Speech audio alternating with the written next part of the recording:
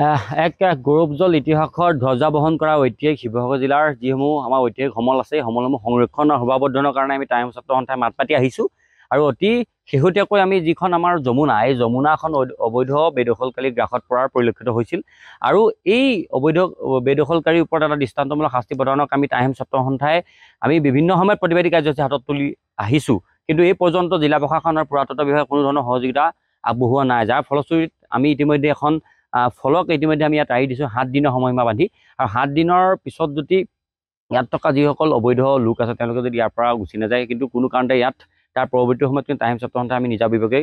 ব্যৱস্থা আমি গ্ৰহণ কৰিবলৈ আমি কিন্তু বাধ্য হ'ম, এই কথাটো আমি জনাই দিছোঁ। যিটো সময়ত যমুনাখন সংৰক্ষণ কৰাৰ কথা আমি কৈ আহিছোঁ, যিটো সময়ত যমুনাখনে আচলতে এই আমাৰ শিৱসাগৰৰ দাঁতিকাষৰীয়া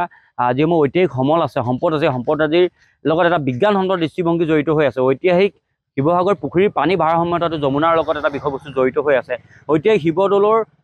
গোটেই বিষয়বস্তুটো শিৱদৌলৰ আয়ুৰ ৰেখাটো ইয়াত যমুনাৰ লগত সংপৃক্ত হৈ আছে। গতিকে এনে এখন যমুনা আজিৰ তাৰিখত ডাম্পিং গ্ৰাউণ্ডলৈ পৰিণত হৈ থকাটো অতি দুখজনক বিষয়। গতিকে সময় থাকোঁতে এতিয়াও সময় আছে,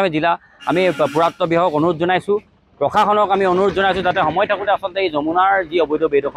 বেদখলৰ পৰা যদি যমুনা ৰক্ষা কৰে তাৰ আমি দাবী উত্থাপন কৰিছোঁ। ইতিমধ্যে আপোনালোকে দেখিবলৈ পাইছে যে যিসমূহ ভাড়া কৰা আছে ইয়াত আচলতে যমুনাৰ ওপৰত আচলতে স্থায়ী পতা পৰ্যন্ত পাইছে। আচলতে